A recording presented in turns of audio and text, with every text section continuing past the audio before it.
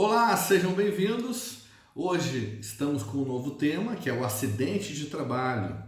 O que é o acidente de trabalho?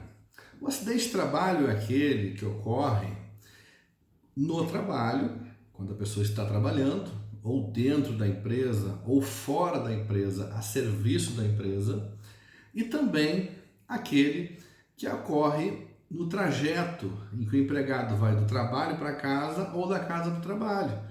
Na verdade, se ele sofre um acidente neste trajeto, é considerado também como um acidente de trabalho. Hoje nós vamos ver aqui o conceito do acidente de trabalho e quais os direitos e garantias que este empregado que sofre o acidente de trabalho tem.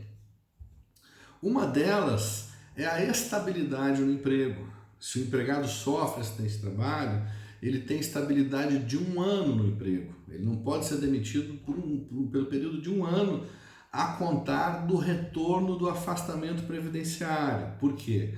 Porque para ter essa estabilidade, não é para qualquer acidentezinho, ou seja, machucou a mão, machucou o pé, ficou 2, 3 dias de atestado, isso não dá ali estabilidade no emprego. Só ocorre a estabilidade do emprego se a pessoa sofre acidente de trabalho e fica mais de 15 dias afastada. Então tem um afastamento de 16 dias para frente, ou seja, os primeiros 15 dias quem paga o atestado médico é a empresa.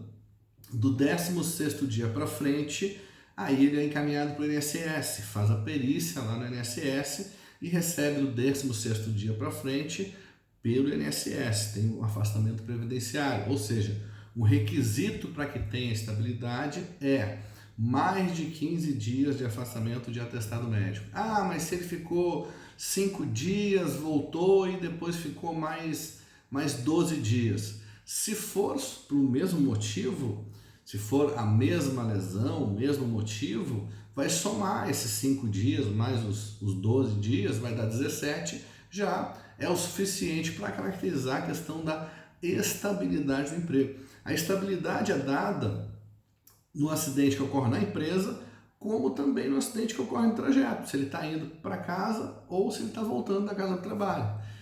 E aí vem aquela pergunta, mas se ele, ao invés de ir de ônibus, ele pegou o Vale Transporte e vendeu e foi de bicicleta, ou foi de moto, ou foi de outra forma.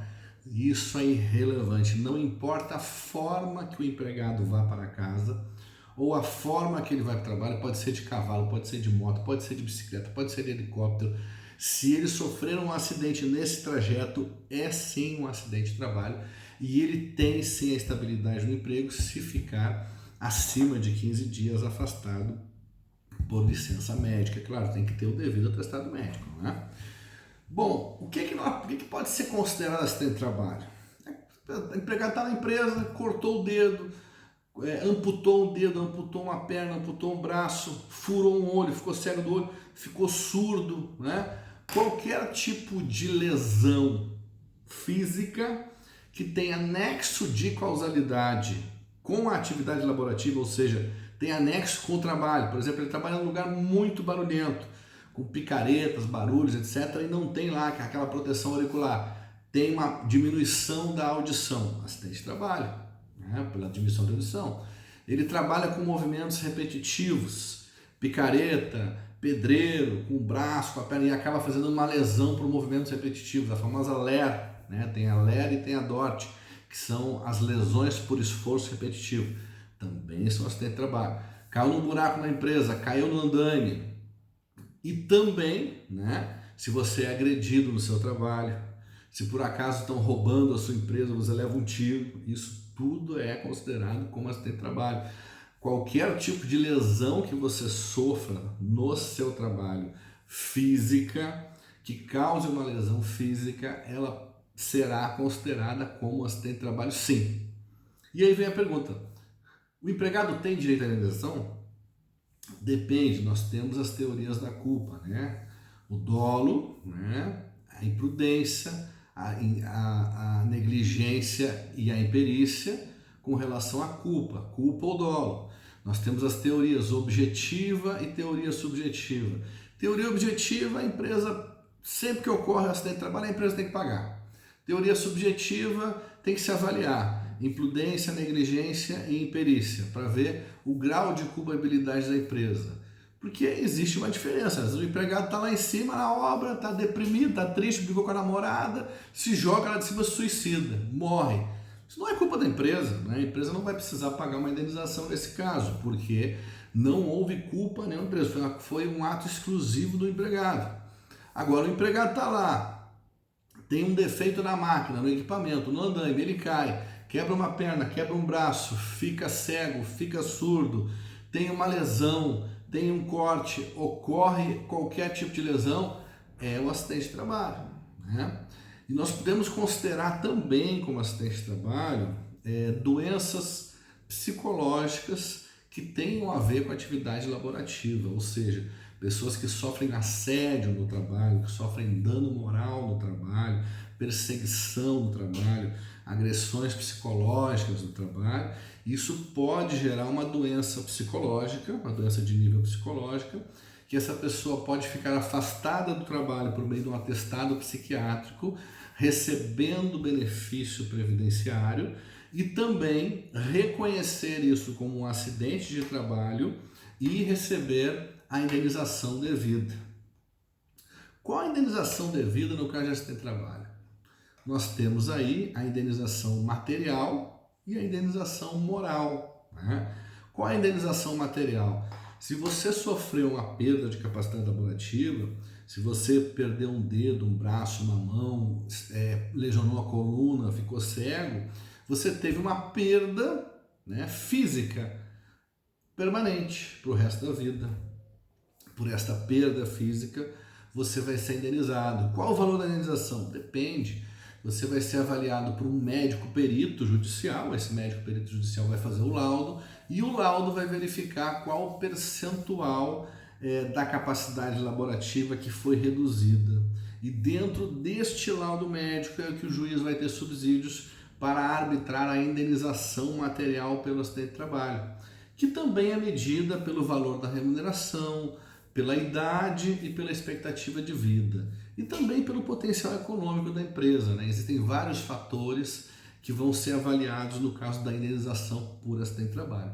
E aí nós temos o dano moral também, que seria por uma lesão que a pessoa tenha sofrido, não uma lesão física, mas pela dor e pelo sofrimento moral que ele teve, aí ele tem direito a essa indenização. E nós temos também, de natureza moral, o dano estético.